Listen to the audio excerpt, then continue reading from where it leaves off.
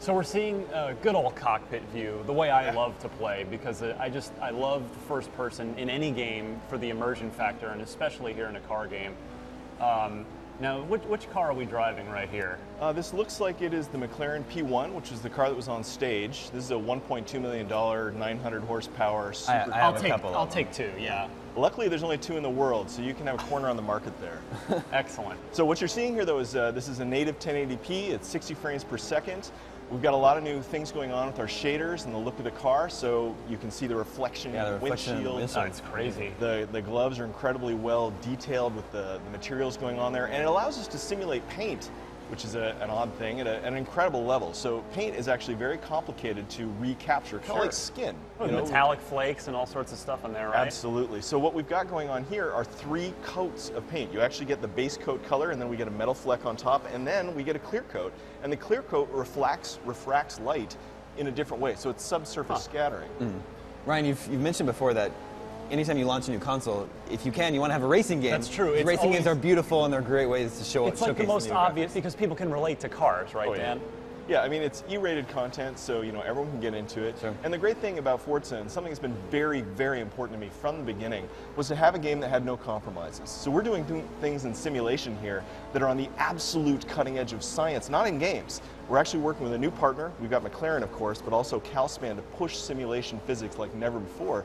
But I didn't want to compromise on the ability to have kids and everybody play it. Yeah. As a launch title, I want everybody who even has a passing interest in cars to get in, race around, have a good time, see their friends and family as drivatars, and really experience the power of the box. So with Forza 4, one of the big pushes was something like 500 cars.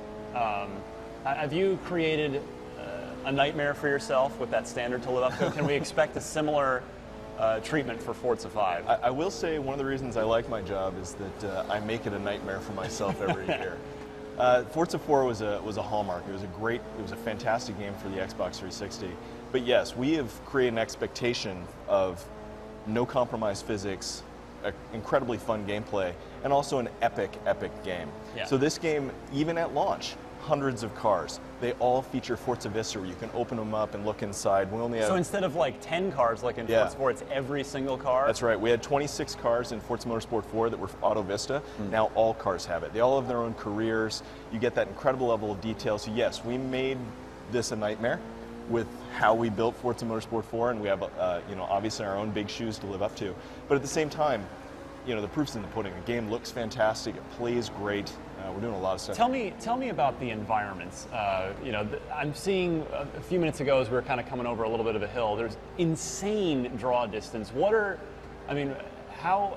has the next gen enabled you to think about the tracks differently than you did before? Well, interestingly, we had sort of the front end of the game, and it ran at certain specs, and we had the in-game, we had pre-race, and we were able to kind of compartmentalize and use the box for all it's worth. This box is so powerful now that we actually can have the same car on track and in the UI as we've never done. And then the environment itself, there's incredible materials going on. So I was mentioning those 3 coats of paint. Yeah. We've got that going on in the street with cobblestone. There's moss growing up. There's parallax mapping. All of the stone in the structure. And of course, we chose Prague because it shows off this new ground-up built engine, DX11, 100% new.